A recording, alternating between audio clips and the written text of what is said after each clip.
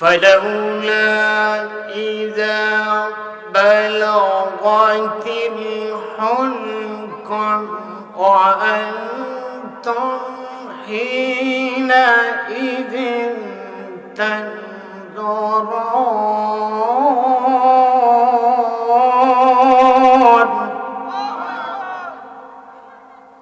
হযরত মুসা আলাইহিস সালাম আল্লাহর সাথে তুরপানে কথা বলতেন।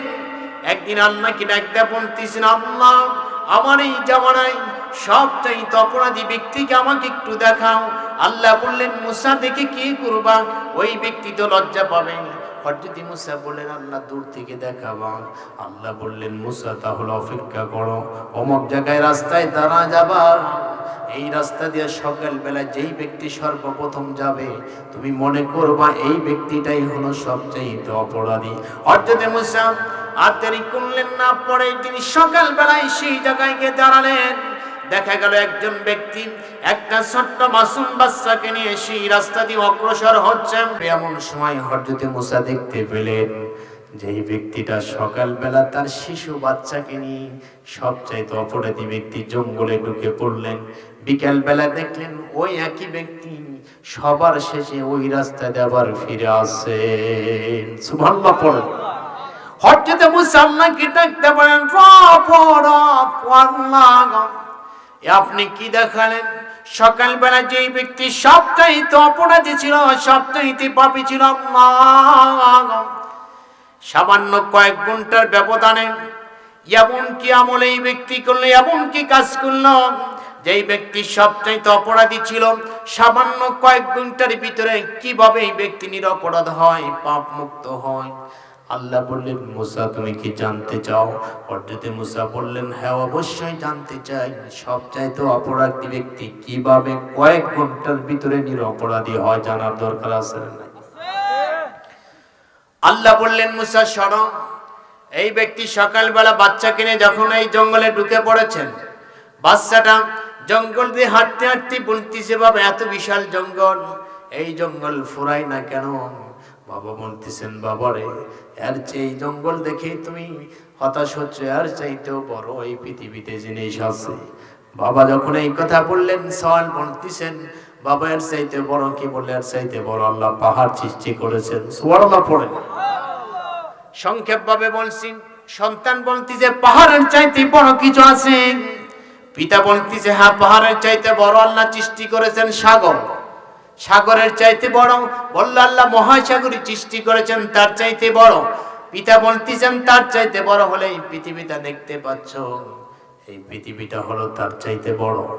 আল্লাহর ওই বান্দার ছোট্ট মাসুম বাচ্চা বলতেছেন, বাবা এর চাইতে বড় কিছু আছে। বলতেছে, হ্যাঁ এই যে আকাশটাকে দেখতে পাচ্ছ, এই আকাশটা হলো এই দুনিয়ার চাইতে বড়। বিশ্বনবী বলছেন, সারা পৃথিবী যদি এক জায়গায় করে প্রথম আসমানে রাখা হয়, বিশাল উপত্যকার ভিতরে একটা শস্যের দানা রাখলে যেমন মনে হয় তেমন মনে হবে। সুবহানাল্লাহ পড়ে। এই পৃথিবী সহ প্রথম আসমান দ্বিতীয় আসমানে যদি রাখেন, একটা শস্যের দানার মতো মনে হবে বিশাল উপত্যকা। বিশ্বনবী বলেছেন, ৬টা আসমান সহ জমিন সহ যদি সপ্তম আসমানে রাখা হয়, একটা শস্যের দানার মতো মনে হয়। সুবহানাল্লাহ পড়ে। আর সব কিছুকে এক জায়গায় করে যদি আরশে আজিম, আরশ মুআল্লা যেখানে আল্লাহ অবস্থান করতেছেন, তার যে চেয়ার কুরসি সেখানে যদি রাখা হয় ছোট্ট একটা শস্যের দানার মতো। সুবহানাল্লাহ পড়ে। আল্লাহ যদি ইচ্ছা করে কুন ফায়াকুন বলে এইভাবে যেমন আমরা বসে আছি চেয়ারে, আল্লাহ এইভাবে বসে আছেন। যদি একটা শস্যের দানা সারা দুনিয়াটা মনে হয়, আল্লাহ যদি একটা টিভি মারে সবকিছু শেষ হওয়া সম্ভব কি সম্ভব না? হযরত মুসাকে আল্লাহ শোনাচ্ছেন, ওই ছোট্ট মাসুম বাচ্চা বলতেছে, আল্লাহ ও আমার পিতা এর চাইতে বড় কি? বলল দ্বিতীয় আসমান, এর চাইতে বড় তৃতীয়, চতুর্থ, পঞ্চম, ষষ্ঠ, এইভাবে বর্ণনা করার পরে পিতাকে বলতেছেন, বাবা এর চাইতে বড় কিছু আসেনি। তখন ওই ছেলের পিতা বলতেছে, বাবারে এর চাইতেও বড় হলো তোমার পিতার অপরাধ। সুবহানাল্লাহ পড়েন। ৭ তবক আসমান জমিন যদি এক জায়গায় করা হয়, এক পাল্লায় যদি তুলে দেওয়া হয়, আর আমার ছেলে আমার, তোমার পিতা যে অপরাধী, তোমার পিতা যে পাপ করেছে, এই পাপ যদি এক পাল্লাই তুলে দেওয়া হয়, ওয়াল্লাহি আল্লাহর কসম করে বলছি, সাত তবক আসমান জমিনের চাইতে তোমার পিতার পাপের ওজনটাই ভারী হয়ে যাবে। ছোট্ট মানুষ বলতিছে, বাবা এর চাইতে বড় কিছু আসেনি।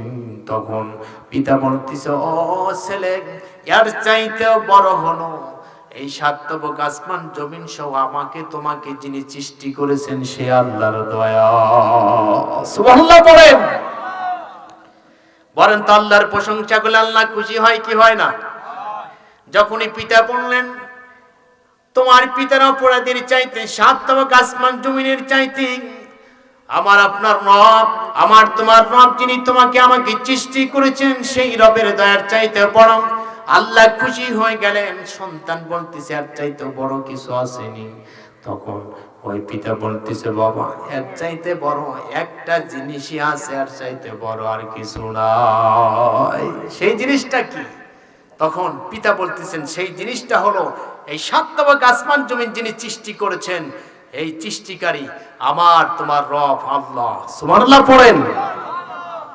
হাদিস শরীফের ভিতরে আছে, হযরত মুসাকে আল্লাহ শোনাচ্ছেন, যখনই রব্বে কারীমের প্রশংসা করলেন, সে অপরাধী ব্যক্তি, অন্যায়কারী ব্যক্তি, পাপকারী ব্যক্তি যখনই বললেন, সাত তবক আসমান জমিন যিনি সৃষ্টি করেছেন সেই রব হলো সবচাইতে বড়।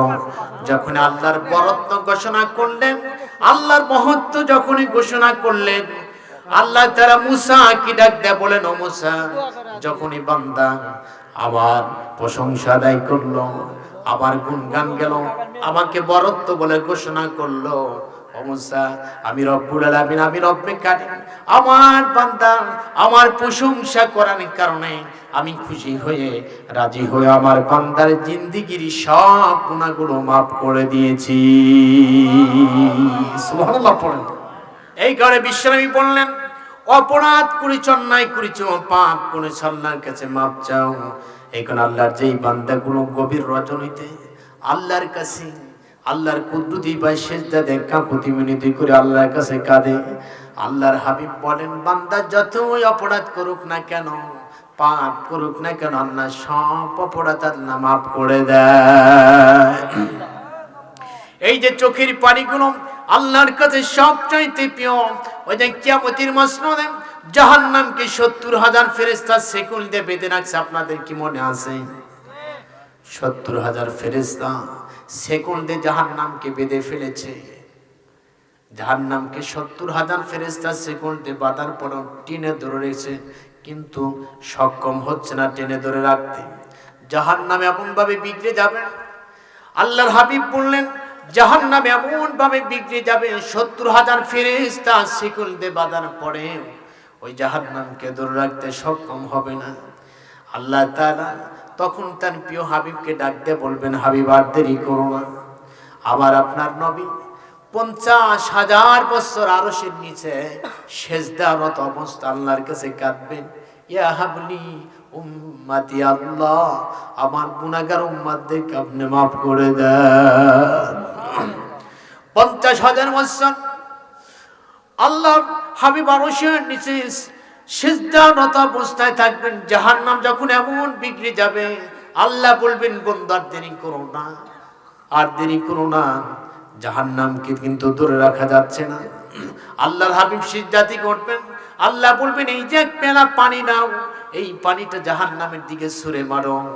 হাদিস শরীফের ভিতরে আছে, আল্লাহর হাবিব এক পেলা পানি নিয়ে জাহান্নামের দিকে যখনই ছুঁড়ে মারবে, যেই জাহান্নামকে ৭০,০০০ ফেরেশতা শিকল দিয়ে বেঁধে টেনে হেঁচড়ে ধরে রাখতে পারছে না, আল্লাহর হাবিবকে আল্লাহ এমনকি কুদরতে পানি দান করবেন, যে সামান্য এক পেলা পানি জাহান্নামের দিকে ছুঁড়ে মারার সাথে সাথে যেই জাহান্নামকে ৭০,০০০ ফেরেশতা ধরে রাখতে পারছে না, সেই জাহান্নাম চোখের পলকে পলাবে। এই পানির দাম আছে না নাই? কথা বলেন, আছে না নাই? আল্লাহর রাসূল হাদিস শরীফের ভিতরে আছে, রাসূল নিজেও আশ্চর্য হয়ে যাবেন, যেই জাহান্নামকে ৭০,০০০ ফেরেশতা শিকল দিয়ে বেঁধে টেনে হেঁচড়ে ধরে রাখতে পারছে না। ইয়া আল্লাহ, আপনি এমন কি কুদরতি পানি আমার হাতে দিলেন। আল্লাহ জাহান্নামকে ছুঁড়ে মারার সাথে সাথে জাহান্নাম পলালো। আল্লাহ তাআলা তখন বলবেন, হাবিব তুমি কি জানতে চাও এই পানিটা এত দামি কেন? এই পানিটা আমার কাছে সবচাইতে প্রিয় পানি। আল্লাহর হাবিব বললেন, এটা কেমন পানি? আল্লাহ তাআলা বললেন, ও বন্ধু, সাইয়েদনা আদম থেকে নিয়ে কিয়ামত পর্যন্ত যতগুলো মানুষ আমি পৃথিবীতে পাঠিয়েছিলাম, তাদের ভিতরে যারা ঈমান আনার পরে অপরাধ করেছে, অন্যায় করেছে, পাপ করেছে, কিন্তু একটা সময় যখন বুঝে এসেছে আমার কুদরতি সিজদা দিয়ে আমার এই বান্দাগুলো আমার কুদরতি সিজদা আমার বড়ত্ব ঘোষণা করেছে আর আমার কাছে কেঁদেছে, আল্লাহ আমি তো অপরাধী, আমি তো পাপী, আমি তো অন্যায়কারী, এই বলে আমার বান্দাগুলো চোখের পানি ছেড়ে দিয়েছে।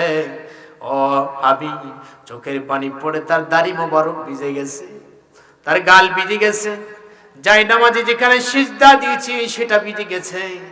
কিন্তু বান্দার অনেক সময় পানি করে বান্দার পোশাকে লেগে তার পোশাক ভিজে শুকে গেছে, কিন্তু আমি রব্বুল কারীম ওই বান্দাদের কেঁদেছে যেই বান্দাগুলো আমাকে ভয় করে, জাহান্নামকে ভয় করে, পরকালকে ভয় করে, আমার ভয় করে যারা কেঁদেছে, ওই চোখের পানি সাময়িকভাবে শুকে গেছে তারা দেখেছে, কিন্তু না, আমি রব্বুল কারীম নিজের কুদরতি হাতের মাধ্যমে আমার ওই বান্দাগুলোর চোখের পানি আমি সংগ্রহ করেছি। ও চলার মুসলমানরা, আল্লাহর হাবিব আল্লাহ বলবেন, ওই কুদরতি হাতের মাধ্যমে পানিগুলো সংগ্রহ করে রেখেছি, কারণ এই পানিটা আমার কাছে সবচাইতে প্রিয়। আমি জানি জাহান্নাম বিগড়ে যাবে, আর জাহান্নাম এই পানি দেখে সবচাইতে বেশি ভয় পায়। সুবহানাল্লাহ পড়ে।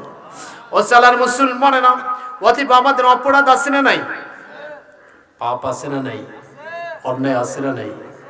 কিন্তু কয়েকদিন আল্লাহর কুদরতি সিজদা দিয়ে আল্লাহর কাছে কেঁদেছে, মনে করে দেখেন একটা দিনও কাঁদেন নাই, মোনাজাত ধরলে কাদার বানও করেন নাই, কিন্তু অপরাধ করেছি কি করি নাই? আল্লাহ তাআলা তাই বললেন, বান্দা আমার দেওয়া নিয়ামত থেকে, আমার দেওয়া রিজিক থেকে খাচ্ছ, পড়ছো, যা মন চাই করছো, কিন্তু একটা সময় তো আসবে আমার কাছে তোমাকে ধরা পড়তেই হবে বান্দা। কিন্তু যখন মালাকুল মাউত এসে যাবে, আফসোস করে বলবা, আল্লাহ একটু সময় দাও, যদি সময় দিতা তাহলে সদকা করতাম, ভালো কাজ করতাম, দান সাদাকা করতাম। আল্লাহ কি সময় দিবে? রব্বুল আলামিন তাই বলতেছেন, ওয়া আনফিকু মিম্মা রাযাকনাকুম মিন ক্বাবলু আন ইয়াতিয়া আহাদাকুমুল মাউত ফায়াকুলা রাব্বি লাউলা আখরতনি ইলা আযালিন করিব ফাআসাদদাক ওয়া আকুম মিনাস সালিহিন। আল্লাহু আকবার। আর বলুন আল্লাহু আকবার। আল্লাহ বলতেছেন, আমি তোমাদেরকে যে রিজিক দিয়েছি এর থেকে তোমরা ব্যয় করো। এর পূর্বে যে তোমাদের কারো কাছে আমার মালাকুল মউত এসে যাবে, মৃত্যু এসে যাবে, আর তোমরা বলবে, আল্লাহ আমাকে একটু সময় দাও যাতে করে আমি দান সাদাকা করতে পারি এবং নেককার চরিত্রবান লোকদের মধ্যে শামিল হয়ে যেতে পারে। আল্লাহ কি সময় দিবে? আল্লাহ বলতেছেন, বান্দা তোমাদের কারো মৃত্যু এসে যাবে আর বলবে, আমি তোমাদেরকে যে রিজিক দিয়েছি এর থেকে তোমরা ব্যয় করো। ব্যয় করার পূর্বেই যে তোমাদের কারো কাছে মৃত্যু এসে যাবে আর বলবো, আল্লাহ আমাকে একটু সময় দেন। যদি সময় দিতেন তাহলে আমরা দান সাদাকা করতাম এবং নেককার চরিত্রবান লোকদের মধ্যে শামিল হয়ে যেতাম। আল্লাহ কি তখন সময় দেবে? অতএব এই যে আমরা প্রত্যেকদিন জীবনে যা ব্যবহার করি, যা ইনকাম করি, আল্লাহ আমাদেরকে যা সম্পদ দান করেছেন, এই সম্পদটা কার? কথা বলেন। এদের সাময়িকের জন্য আমাকে আপনাকে আল্লাহ এটা ব্যবহার করার জন্য দিয়েছেন। কাউকে 60, 70, 100 বছর আমার জিন্দেগি শেষ, আমার ছেলেবেলে এগুলো ব্যবহার করবে। কারো জন্য আল্লাহ তাআলা চিরস্থায়ীভাবে এই সম্পদ দেন নাই। কিন্তু এই সম্পদের মোহে পড়ে ভাই ভাইকে খুন করে, আছে না নাই? পিতা পুত্রকে খুন করে, সম্পদের মোহে পড়ে আমরা দ্বন্দ্ব করি, কিন্তু আল্লাহ আফসোস করে বলতেছেন, বান্দা এই সম্পদ তো সাময়িকের জন্য দিছি। এই সম্পদ থেকে আল্লাহ বলতেছেন কিছু কিছু করে আমার রাস্তায় কি করো, ব্যয় করো, সাদাকা করো, দান করো। আমার দেওয়া রিজিক থেকেই তোমরা দান করবা। কিন্তু আমরা মানুষ বড়ই কৃপণ, দান করতে চাই না।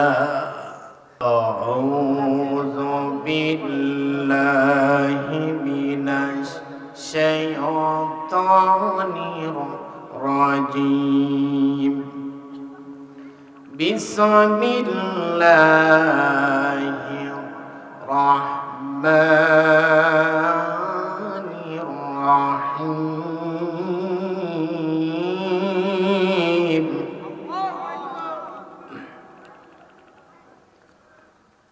فلولا إذا بلغت الحلقم وأنتم حينئذ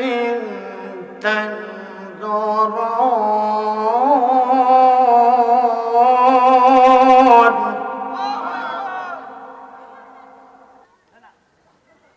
ونحن أقرب إليه منكم ولكن لا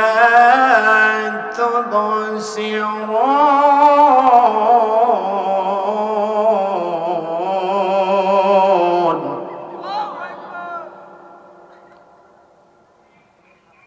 فلولا إن كنتم غير مدينين ترجعونها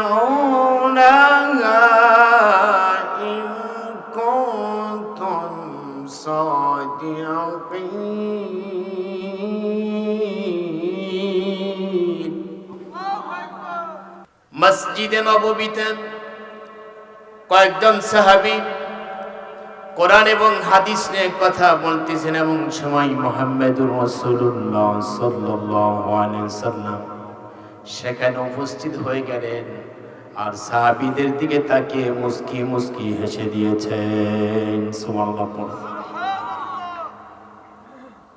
বিশ্বনবী যখন সাহাবীদের তাকিয়ে মুস্কি মুস্কি হেসে দিয়েছেন, হাদিস শরীফের ভিতরে আছে বিশ্বনবী হাসি দেওয়ার সাথে সাথে এই সাহাবীগুলো কোরআন এবং হাদিস নিয়ে কথা বলতেছিল। এমন কি ঘটনা ঘটলো, এমন কি কারণ হলো, রাসূলের হাসি দেওয়ার সাথে সাথে সব সাহাবীগুলো তাদের কথা বন্ধ করে দিল। হাদিস শরীফের ভিতরে আছে সাহাবীরা যখনই তাদের কথাগুলো বন্ধ করে দিয়েছেন, দেখা গেল এই মাত্র যিনি মুহাম্মদ রাসূলুল্লাহ যিনি মুস্কি মুস্কি হাসতেছিলেন, এমন কি ঘটনা ঘটলো, যেই রাসূলের চেহারাটা হাস্যোজ্জ্বল ছিল, এমন কি ঘটনা ঘটলো, রাসূলের মুখটা মলিন হয়ে গেল, কালোতে পরিণত হয়ে গেল। কারণ আছে না নাই? সাহাবীরা বলেন, ইয়া রাসূলুল্লাহ, হে নবীজি, এমন কি ঘটনা ঘটলো, এমন কি কারণ হলো রাসূল, আপনার হাস্যোজ্জ্বল মুখটা মলিন হয়ে গেল, কালো হয়ে গেল? নবীজি বললেন, সাহাবীরা, আমি যা দেখতে পাই তোমরা তা দেখতে পাও না। সাহাবীরা বলেন, ইয়া রাসূলুল্লাহ, আপনি এমন কি দেখতে পেলেন? রাসূল বললেন, সাহাবীরা রে, যখনই তোমরা কোরআন এবং হাদিস নিয়ে কথা বলতেছিলে, আমি দেখতে পেলাম আকাশ থেকে রব্বুল আলামিনের অসংখ্য রহমতের ফেরেশতা নিযুক্ত হয়ে তোমাদের উপর রহমত বর্ষণ করছে। সুবহানাল্লাহ পড়েন। রব্বুল আলামিন বলতেছেন, বান্দা, না চাইতেই সবকিছু দিলাম, বিনিময় ছিল একটু প্রশংসা করো, কিন্তু আমার নাফরমানি করলা বান্দা। রব্বুল আলামিন বলতেছেন, আল্লাযী জাআলা লাকুমুল আরদা ফিরাশান ওয়াস সামাআ বিনাআন ওয়া আনজালা মিনাস সামা'i মাআন فأخرج به من الثمرات رزقا لكم فلا تجعلوا لله أندادا وأنتم تعلمون الله أكبر রব্বুল আলামিন বলতেছেন বান্দা প্রশংসা কেন করবি না এত দূর থেকে সূর্য প্রত্যেক দিন তাপ দিচ্ছে আলো দিচ্ছে যদি সরাসরি সূর্যের তাপটা পৃথিবীতে পড়তো তাহলে পৃথিবীতে কোনো ফসল হতো না ফসল তো দূরস্থান আল্লাহ বলতেছেন তোমরা বসবাস করতে পারতা না এই যে গাছপালা দেখতে পাচ্ছ তোমরা যে বড় বড় বিল্ডিং তৈরি করছো বান্দা একটাও বিল্ডিংও টিকতো না সবগুলো গলে গলে পড়তো রব্বুল আলামিনের হাবিব বলেন এই সূর্য জানো সরাসরি পৃথিবীতে তাপ না দিতে পারে সেই কারণে রব্বুল আলামিন সূর্যের চারপাশে চারটা স্তর রেখে দিয়েছেন কয়টা কথা বলেন কয়টা চারটা স্তর রেখে দিয়েছেন যাতে করে সূর্য সরাসরি তাপ না দিতে পারে এই চারটা ঠান্ডা স্তর রব্বুল আলামিন রেখে দিয়েছেন একটা হলো পানি আরেকটা হলো ধোঁয়া আরেকটা হলো বরফ আরেকটা হলো শিশির কয়টা চারটা রব্বুল আলামিন তাই বলতেছেন বান্দা আসমানটাকে ছাদ স্বরূপ সৃষ্টি করেছে এবং জমিনটাকে বিছানা বানিয়ে দিয়েছি সুবহানাল্লাহ বলেন আল্লাহ বলতেছেন এটুকুতেই ক্ষান্ত নয় আর ওই আকাশ থেকে যেখানে যতটুকু প্রয়োজন আমি রব্বুল আলামিন বৃষ্টির মাধ্যমে মরা জমিনটাকে তাজা বানিয়ে রব্বুল আলামিন বলতেছেন এই জমিন থেকে বিভিন্ন রকমের ফসল ফল ফলাদি সৃষ্টি করে দিয়েছি তোমাদের রিজিকের জন্য সুবহানাল্লাহ জমিনটাকে যৌবন দান করে ওই জমির ভিতরে তোমরা বিভিন্ন রকমের বীজ বপন করো সেখান থেকে আমি রব্বুল আলামিন ফসল উৎপাদন করে দিয়ে রব্বুল আলামিন বলতেছে আমি তোমাদের জন্য রিজিকের ব্যবস্থা করে দেই সুবহানাল্লাহ রব্বুল আলামিন বলেন আমি তোমাদেরকে প্রত্যেকটা কাজের শুরুতে একটা ছোট্ট দোয়া শিখিয়ে দিয়েছি সকলেই পড়ি বিসমিল্লাহির রহমানির রহিম আল্লাহু আকবার এটা কিন্তু কোরআনের একটা আয়াত আর প্রত্যেকটা সূরা শুরুতে আছে না নাই এই যে ছোট্ট দোয়াটা রব্বুল আলামিন বলেন দোয়াটার ভিতরে আমি দুইটা শব্দ আমার গুণবাচক দুইটা নাম ঢুকে দিয়েছি একটা হলো রহমান আর একটা কি রহিম রব্বুল আলামিন বলতেছেন এই রহমান শব্দটা আমি দুনিয়ার জন্য ব্যবহার করেছি রহমান শব্দটার অর্থ হলো রহমতকারী রহমত বর্ষণকারী রহমকারী সুবহানাল্লাহ পড়েন আল্লাহ বলতেছেন রহমান স্বরূপ আমি পৃথিবীতে রহমত স্বরূপ যা কিছু দান করেছি বান্দা যা মন চাই কর খা পান কর যা মন চাই কর কিন্তু বিনিময়ে আমি সব কিছু ছেড়ে দিয়েছি আমার দেওয়া রিজিক থেকে তোরা খা যা মন চাই কর তোদেরকে যতদিন হায়াত দান করেছি এখান থেকে খাবি পড়বি যা মন চাই করবি কিন্তু এমন একটা সময় আসবে রব্বুল আলামিন বলেন কুল্লু নাফসিন জাইকাতুল মাউত সুম্মা ইলাইনা তুরজাউন আল্লাহু আকবার আরো জোরে বলুন আল্লাহু আকবার প্রত্যেকটা প্রাণীর মৃত্যু আছে না নাই এই মৃত্যুর মাধ্যমে আল্লাহ বলতেছেন সুম্মা ইলাইনা তুরজাউন আবার তোমাকে আমার কাছে ফিরে আসতে হবে ও বান্দা 60 বছর 70 বছর জিন্দেগি দান করেছিলাম আমার দেওয়া নিয়ামত থেকে রহমত থেকে খেয়েছো পড়েছো যা মন চাই করেছো কিন্তু সুম্মা ইলাইনা তুরজাউন মৃত্যুর মাধ্যমে আবার তোমাকে আমার কাছে ফিরে আসতে হবে আমি তোমাকে 60 বছর জিন্দেগি দিয়েছিলাম আমার দেওয়া রিজিক থেকে খেয়েছো আমার দেওয়া জিনিস থেকে পড়েছো বান্দা আমি হিসাব নেব কারাই গণ্য হিসাব নেব একটা বিষয় আমি ছেড়ে দেব না হিসাব দিতে হবে না রব্বুল আলামিন তাই বলতেছেন আমার দেওয়া রিজিক থেকে যেই মানুষগুলো খেয়েছে আর আমার প্রশংসা আদায় করেছে আমার গুণগান গেয়েছে কিয়ামতের দিন রহিম শব্দটা ব্যবহারের মাধ্যমে আমি করুণা করে দয়া করি আমার ওই বান্দাগুলোকে আমি কিয়ামতের দিন মাফ করে দেব সুবহানাল্লাহ শব্দের মাধ্যমে আল্লাহ বলতেছেন রহমত স্বরূপ আমি দিয়েছি, যা মন চাই কর, ছেড়ে দিয়েছি, আমার দেওয়া রিজিক থেকে খাও, যা মন চাই কর, কিন্তু একটা সময় আসবে সুম্মা ইলাইনা তুরজাউন, মৃত্যুর মাধ্যমে আবার তোকে আমার কাছেই কি ফিরে আসতে হবে, কি যাইতে হবে না?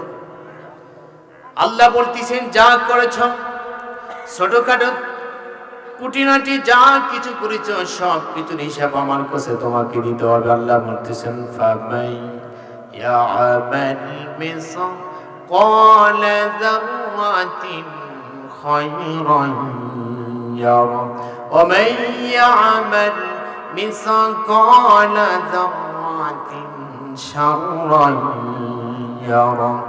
আল্লাহ বলতেছেন যারা পরিমাণ নেকির কাজ করেছো, ভালো কাজ করেছো, সেটাও তোমার আমলনামায় কি করা হবে, দেখানো হবে। জাররাটাকে তাফসীরকারকরা বলেছেন একটা শস্যের দানাকে 70 টুকরা করলে তার এক টুকরা হলো একটা কি জাররা। এই পরিমাণ অপরাধ বা নেকির কাজ যদি আমি আপনি করি, সেটাও আমার আপনার আমলনামায় কি করা হবে, দেখানো হবে। কি উপায় আছে? রমজানুল মুবারকে যেই মানুষগুলো রোজা না রেখে দিনের বেলায় বেহায়ের মতো বেলজ্জার মতো খেয়েছে, পান করেছে, যখন কিয়ামতের মসনদ শুরু হয়ে যাবে, ওই মানুষগুলোর মাথার আদাত উপরে সূর্য থাকবে। ওই মানুষগুলো ইয়ানাফসি ইয়ানাফসি বলবে, তাদের চোখ দিয়ে, নাক দিয়ে, কান দিয়ে টস টস করে মাথার মগজগুলো পড়তে থাকবে। আর ওই মানুষগুলো দেখতে পাবে এক শ্রেণীর ব্যক্তি রব্বিক কারীমের আরশের নিচে তারা খানসা বোঝায়, অর্থাৎ প্লেটের ভিতরে বিভিন্ন রকমের খাদ্য সামগ্রী থাকবে। আর ওই মানুষগুলো আরশের নিচে অবস্থানরত অবস্থায় তারা সেখান থেকে খাবে। সুবহানাল্লাহ। রব্বুল আলামিন বলবেন বান্দা, দুনিয়াতে থাকাকালীন অবস্থায় আমি রোজাকে ফরজ করে দিয়েছিলাম, কিন্তু আমার হুকুম তোমরা পালন করোনি, আবার অবাধ্য আচরণ করেছ। ও বান্দাগুলো, দুনিয়াতে তোমরা বেহায়ের মতো বেলজ্জার মতো খেয়েছিলে, পান করেছিলে। আজকে আমার এই বান্দাগুলো কিন্তু দুনিয়াতে থাকাকালীন অবস্থা আমার এই বান্দাগুলো আমাকে ভয় করেছে, আমাকে ভয় করেছে, পর্দা টানিয়ে খায় নাই, আমাকে ভয় করে দিনের বেলায় তারা অনাহারে থেকেছে। আজকে আমি আমার এই বান্দাদের জন্য বিশেষ বেহেশতি খাবারের ব্যবস্থা করেছি। শুধু তাই নয়, হাউজে কাউসারের কাছে মুহাম্মদ রাসূলুল্লাহ দাঁড়িয়ে থাকবে, রাসূলের হাত থেকে হাউজে কাউসারের পানিগুলো রোজাদার ব্যক্তিগুলো আগে পান করবে। রব্বুল আলামিন বলেন আলিমুল গায়বি ওয়াশ শাহাদাতি হুয়া রাহমানুর রাহিম।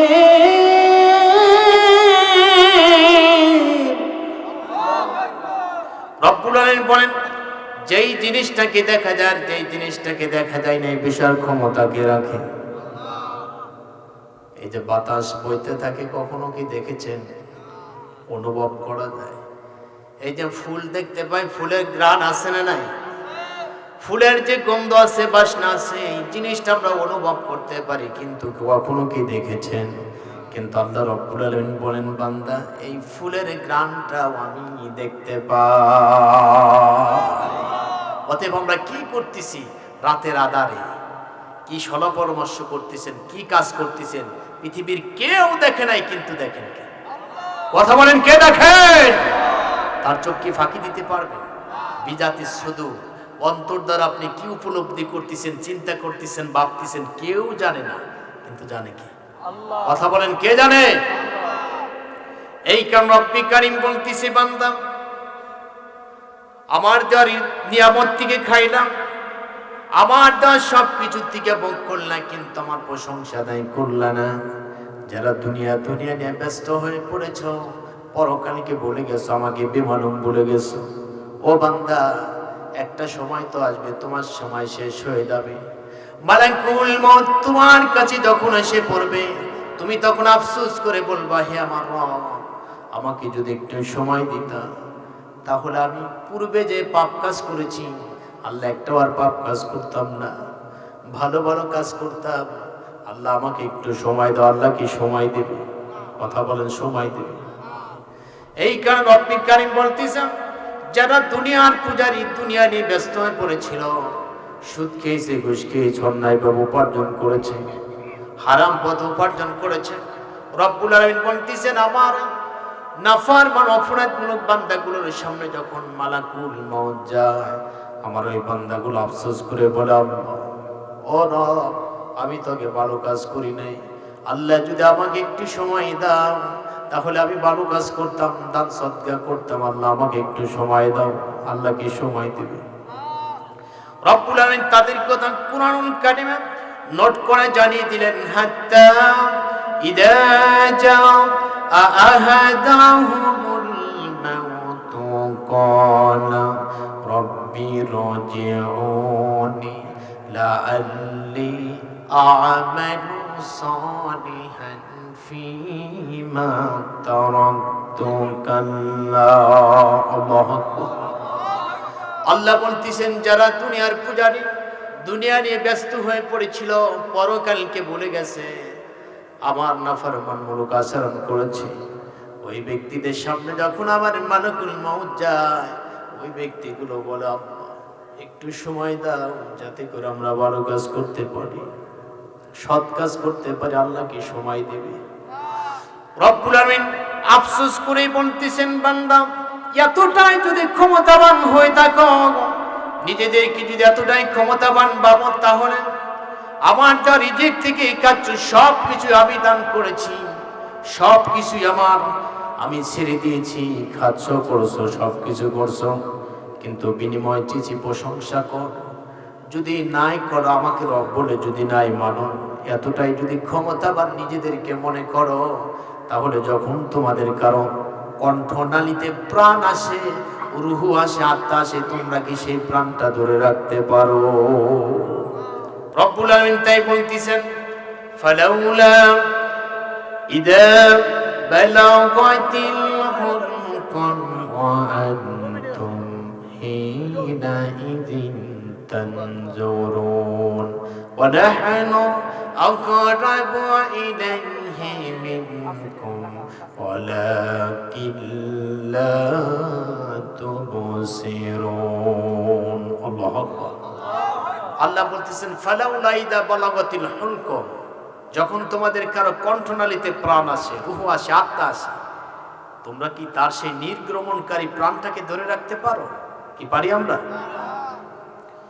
তাফসীরে আছে, আল্লাহ বলতেছেন, বরঞ্চ তোমরা ওই ব্যক্তির চারপাশে বসে থাকো, কেউ তার সিনার কাছে, কেউ তার পায়ের কাছে, কেউ তার মাথার কাছে, তোমরা চারপাশে ওই ব্যক্তির চারপাশে অবস্থান করো, কেউ তার মুখের ভিতরে একটু জুস তুলে দাও, কেউ একটু পানি তুলে দাও, কেউ তাকে কালেমা পড়ায়, কেউ তাকে তাওবা পড়ায়। আল্লাহ বলতেছেন, বান্দা এত নিকটেই থাকার পরেও তোমরা তার সেই প্রাণটাকে ধরে রাখতে পারো না কেন? আল্লাহ বলতেছেন, বরঞ্চ বান্দা তোমরা এত নিকটে থাকার পরেও আমি রব্বুল আলামিন তোমাদের চাইতে ওই ব্যক্তির বেশি নিকটে থাকি। এই কারণ রব্বুল আলামিন বলতেছেন, বান্দা অপরাধ করেছ, অন্যায় করেছ, পাপ করেছ, জুলুম করেছ, আমার কাছে মাপ চাও, আমি তোমার সব অপরাধ কি করে দেব? মাফ করে দেব। সুবহানাল্লাহ। রব্বুল আলামিন তাই বলতেছেন, বান্দা অপরাধ করেছ, অন্যায় করেছে, পাপ করেছ, আমার কাছে মাপ চাও, তোমার সব অপরাধ আমি মাফ করে দিব, সব অন্যায় মাফ করে দিব। কিন্তু বান্দা যা কিছু করতেছ সব কিছু লিপিবদ্ধ হচ্ছে কি হচ্ছে না? কথা বলেন।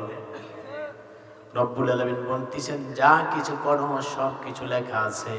কিয়ামতের মসনদ যখন সেজে যাবে, আমি বিচারের মসনদে বসবো, প্রত্যেকটা বান্দার হিসাব দিতে হবে কি হবে না? হিসাব দিয়ে কি কেউ পার পেতে পারবেন? কথা বলেন, পার পাওয়া যাবে? বিশ্বনবী বললেন, কিয়ামতের ময়দানে এমন অবস্থা হবে, আল্লাহর একজন বান্দা আল্লাহর দয়া ছাড়া জান্নাতে যেতে। সাহাবীরা বলে, ইয়া রাসূলুল্লাহ, আপনি মুহাম্মদুর রাসূলুল্লাহ কি কিয়ামতের মসনদে রব্বে কারীমের দয়া ছাড়া জান্নাতে যেতে পারবেন না? আল্লাহর হাবিব বললেন, না না, আমি মুহাম্মদুর রাসূলুল্লাহ কিয়ামতের দিন আল্লাহর দয়া ছাড়া জান্নাতে যেতে পারবো না। সাহাবীরা বললেন, ইয়া রাসূলুল্লাহ, তাহলে কি অবস্থা হবে? রাসূল বললেন, সাহাবীরা শোনো, ওই কিয়ামতের মসনদে রব্বে কারীমের রহমত আমাকে বেষ্টন করে রাখবে। অতএব প্রত্যেকটা মানুষ আল্লাহর দয়া ছাড়া কেউ জান্নাতে যেতে, আল্লাহ তাআলা তাই বললেন, বান্দা যা করো না কেন, যা কাজ করো না কেন, আমি দুইজন প্রহরী তোমার সাথে নিযুক্ত করে দিয়েছি, দেন নাই? রব্বুল আলামিন বলেন, কিরামান কাতিবিনা ইয়ালামুনা মা তাফআলুন।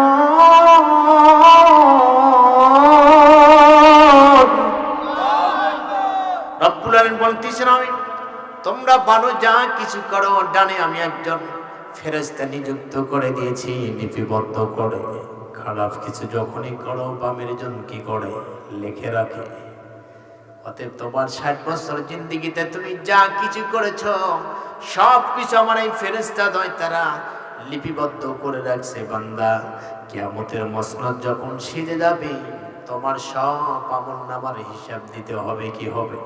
রব্বুল আলামিন বলেন, কুল্লু নাফসিন যায়িকাতুল মাউত ওয়া ইন্নামা তুওয়াফাউনা উজুরাকুম ইয়াওমাল কিয়ামাহ।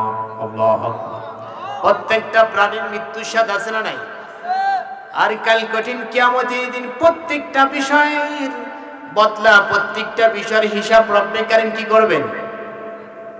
প্রত্যেকটা বিষয়ের হিসাব নেবেন, গ্রহণ করবেন। আমার বন্ধুগণ, আল্লাহ রাব্বুল আলামিন তাই বলতেছেন, বান্দা যা কিছু করো না কেন সব কিছু লিপিবদ্ধ আছে, লেখা আছে। যখন ইসরাফিল সিংহায় ফুঁক দেওয়ার সাথে সাথে ওয়াইদাল কুবুর বুসিরাত, কবরগুলো ফেটে ফেটে মানুষগুলো বের হবে। যে যেখানে যে অবস্থায় মানুষগুলো অবস্থান করছে, তার লাশ পড়ে আছে, সেখান থেকে মানুষগুলো উঠবে। কিন্তু অনেক মানুষ আগুনে পড়ে ছাই হয়ে যায়, লাশ তো পাওয়া যায় না। ওই মানুষগুলো কিভাবে উঠবে? রাসূল বললেন, যে মানুষগুলো ছাই হয়ে যায়, আগুনে পুড়ে যায়, ভস্ম হয়ে যায়, ছাই হয়ে ছাই যেখানে উড়ে পড়বে, সেখান থেকেই মানুষ আবার কিয়ামতের দিন কি উঠবে। রব্বুল আলামিন তাই বলতেছেন, মিনহা খালাকনাকুম ওয়া ফিহা নুঈদুকুম ওয়া মিনহা নুখরিজুকুম তারাতান উখরা। আল্লাহু আকবার। যেখানকার মাটি দিয়ে বানানো হয়েছে সেখানে রাখো, আবার সেখান থেকে আমাকে আপনাকে কি করা হবে? উঠানো হবে। কিয়ামতের মসনদ ছেড়ে যাবে। ওয়াইদাল কবর বুসিরাত, কবরগুলো ফেটে ফেটে মানুষগুলো বের হবে, কিয়ামতের দিকে ধাবিত হবে। এই অবস্থায় যখন মানুষগুলো কিয়ামতের দিকে দৌড় মারবে, এমন সময় জাহান্নাম মানুষের দিকে দৌড় মারবে। কি দৌড় মারবে? জাহান্নাম মানুষের দিকে দৌড় মারবে। আল্লাহ বলবেন, জাহান্নাম থাম। জাহান্নাম থামবে না। আল্লাহকে ডাক দেয়া বলবেন, আল্লাহ, কত হাজার হাজার কোটি কোটি বছর আগে আমাকে তুমি তৈরি করেছো, আজ পর্যন্ত আমাকে একটা খানাও দাও নাই। এই যে মানুষগুলো মারা যায়, কবরের প্রশ্নের জবাব যদি না দিতে পারে, মানুষগুলো কোথায় যায়? কোথায় যায়? জাহান্নামে। জাহান্নামের পার্শ্ববর্তী একটা এলাকা আছে, নাম হলো সিজ্জিন। কি নাম? সিজ্জিন। যারা কবরে ধরা পড়ে আসামের কাঠগড়ায়, তাদের অবস্থান হয় কোথায়? সিজ্জিনে। তাই জাহান্নাম আল্লাহকে ডাক দেয়া বলতেছেন, আল্লাহ, হাজার হাজার কোটি কোটি বছর হলো আপনি আমাকে তৈরি করেছেন, কিন্তু আমাকে খাবার দিচ্ছেন না, আমার আর সহ্য হচ্ছে না, ক্ষুধার জ্বালা আর কি সহ্য হচ্ছে না, অতএব আমার খাবারের ব্যবস্থা করুন। আল্লাহ বলতেছেন, একটু ধৈর্য ধরো। হাজার হাজার কোটি কোটি বছর ধৈর্য ধারণ করেছ, আর একটু সময় ধৈর্য ধরো, এখনই বিচার হবে। বিচার হওয়ার সাথে সাথে তোমার জন্য খাবারের ব্যবস্থা আছে না নাই? কথা বলেন, আছে না নাই? আল্লাহ বললেন, জাহান্নাম একটু অপেক্ষা কর, একটু দেরি কর, তোর জন্য খাবারের ব্যবস্থা আছে। কিন্তু জাহান্নাম বলতেছেন, না না, আর ধৈর্য ধরতে পারছি না আল্লাহ, আমাকে আর নিষেধ করবেন না। জাহান্নাম যখন আল্লাহকে বলবেন, আল্লাহ আমি আর ধৈর্য ধরতে পারবো না, আমি আর সহ্য করতে পারছি না, ক্ষুধার যন্ত্রণায়, আল্লাহ বললেন জাহান্নাম আর একটু ধৈর্য ধরো, একটু অপেক্ষা করো। কিন্তু জাহান্নাম শোনে না। আল্লাহ তখন বলবেন 70,000 ফেরেশতা নিযুক্ত করবেন। কয় হাজার? আল্লাহ বলবেন, আমার ফেরেশতারা 70,000 ফেরেশতা নিযুক্ত হয়ে যান। প্রত্যেক ফেরেশতার হাতে একটা করে শিকল। কয়টা? সাধারণত দেখতে পাবেন মানুষ যখন পাগল হয়ে যায়, একবারে বিগড়ে যায়, ওই মানুষটাকে শিকল দিয়ে কি করতে হয়? বাঁধতে হয়, তাছাড়া নিয়ন্ত্রণ করা যায় না। আল্লাহ বলবেন জাহান্নাম পাগল হয়ে গেছে, অতএব জাহান্নামকে তাড়াতাড়ি শিকল দিয়ে বাঁধো। সুবহানাল্লাহ পড়া। জাহান্নাম কি বাঁধা পর্যন্ত থাক। আমি প্রথমেই বলেছিলাম, অপরাধ করেছি, অন্যায় করেছি, পাপ করেছি, জুলুম করেছি। আল্লাহ বলতেছেন, বান্দা আমার কাছে মাপ চা, তোর সব অপরাধ মাফ করে দিব। মনে আছে না? আল্লাহর হাবিব বললেন, আল্লাহর কাছে দুইটা ফোঁটা সবচাইতে প্রিয়। কয়টা ফোঁটা? কথা বলেন। আল্লাহর কাছে দুইটা ফোঁটা হলো সবচাইতে প্রিয়। সুবহানাল্লাহ। রব্বিল কারীমের হাবিব বললেন, আল্লাহর কাছে দুইটা ফোঁটা সবচাইতে প্রিয়। একটা ফোঁটা হলো, কোন বান্দা যদি আল্লাহর জমিনে তার দিন প্রতিষ্ঠিত করার লক্ষ্যে কোন বান্দা তার শরীরের রক্তটাকে বের করে দেয়, জালিমের আঘাতে তার শরীর থেকে রক্ত বের হয়, এই রক্তের ফোঁটা হলো আল্লাহর কাছে সবচাইতে প্রিয়। সাহাবীরা বলেন, আরেকটা ফোঁটা কিসের? আল্লাহর হাবিব বললেন, আল্লাহর যে বান্দাগুলো সারাটা জীবন অপরাধ করেছে, অন্যায় করেছে, পাপ করেছে, জুলুম করেছে, এমন এমন অপরাধ করেছে, এমন এমন পাপ করেছে, পাপ করার কারণে ওই বান্দাগুলো হঠাৎ করে আল্লাহর ধ্যান পড়ে গেছে, আল্লাহকে মনে পড়ে গেছে। আল্লাহ, এই জীবন মায়ার পড়ার একটা জীবন আছে না নাই? আল্লাহ, যৌবনের তাড়নায় পড়ে বন্ধু বান্ধবের অসহায়, আল্লাহ জীবনে কত অপরাধ করেছে, অন্যায় করেছে। আল্লাহ, ও মালিক, আমার অপরাধ মাফ করে দাও, অন্যায় মাফ করে দাও, অপরাধগুলো ক্ষমা করে দাও। আল্লাহর এই বান্দাগুলো সারাটা জীবন অপরাধ করেছে, পাপ করেছে, অন্যায় করেছে। অন্যায় করার কারণে ওই বান্দাগুলো রাত্রিতে যখন ঘুমাতে যায়, বিছানায় পিঠ লাগায়, কিন্তু ঘুম আসে না। অপরাধগুলো মনে পড়ে যায়, অন্যায়গুলো মনে পড়ে যায়, পাপগুলো মনে পড়ে যায়। আল্লাহর ওই বান্দা বিছানায় পিঠ লাগায়, কিন্তু ঘুম আসে না। হঠাৎ করে বিছানার থেকে উঠে ওযু করে জায়নামাজে দাঁড়িয়ে যায়। জায়নামাজে দাঁড়িয়ে রব্বে কারীমের কুদরতি পায় সিজদাতে পড়ে, সুবহানা রাব্বিয়াল আ'লা। আল্লাহু আকবার। আল্লাহর এই অপরাধী বান্দাগুলো, পাপী বান্দাগুলো আল্লাহকে ডাকতে বলে, আল্লাহ, জীবনে শুধু পাপ করেছি, অন্যায় করেছি, তোমার দেওয়া দিক থেকে খেয়েছি। আল্লাহ, তোমাকে ভুলে গিয়েছিলাম। রব, আমি তো অপরাধী, আমি তো পাপী। আল্লাহ, আমি এমন এমন অপরাধ করেছি, অন্যায় করেছি, সমাজের মানুষ যদি জানতো সমাজে আমাকে রাখতো না। আল্লাহ, আমি এমন অপরাধ করেছি, আমার স্ত্রী যদি জানতো, স্ত্রী স্বামী হিসাবে মেনে নিত না, সন্তানগুলো পিতা বলে ডাকতে ঘৃণা করতো। আল্লাহ, আমি তো অপরাধী, আমি তো অন্যায়কারী, আমি তো পাপ করি। আল্লাহ, আপনি আমাকে মাফ করে দেন। এইভাবে কি কেঁদেছেন কখনো? হ্যাঁ? আল্লাহর হাবিব বলেন, আল্লাহর ওই বান্দাগুলো যখন এইভাবে কাঁদে আর আল্লাহর কাছে ফরিয়াদ করে, আল্লাহ, আমি তো অপরাধী, আমি তো অন্যায়কারী, তো আমি পাপকারী, পৃথিবীর সবাই ঘুমিয়ে গেছে, সব পশু পাখি ঘুমায় গেছে, গাছপালা তুলকা কিছুই নড়তেছে না, সবগুলো স্তব্ধ।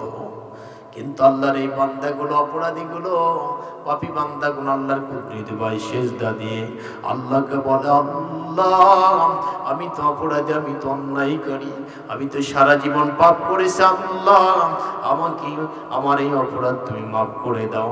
আল্লাহর এই বান্দাগুলো আল্লাহর কাছে এইভাবে কাকুতি মিনতি করে কাঁদে। আল্লাহর হাবিব বলেন, ওই যে বান্দা কাঁদলো, বান্দার চোখ দিয়ে যে পানি বের হয়, এই পানির ফোঁটা আছে না নাই? আল্লাহর হাবিব বললেন, ওই যে পানির ফোঁটা আল্লাহর কাছে সবচাইতে প্রিয়। ও জালার মুসলমান, আল্লাহর কাছে কয়দিন কেঁদেছেন? আল্লাহর কাছে এইভাবে ফরিয়াদ করে তার কুদরতি ভাই সেজদা দিয়ে মাথা নত করে আল্লাহর কাছে একটু কেঁদে দেখেন। জীবনে যত অপরাধ করেছেন, অন্যায় করেছেন, পাপ করেছেন, সব অপরাধ মাফ করে দিবেন কে?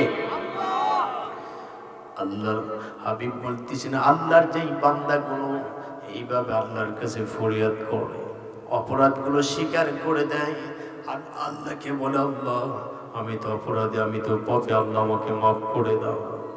এইভাবে যখন আল্লাহর বরত্ব ঘোষণা করে, আল্লাহ বান্দার সব অপরাধ মাফ করে দেয়।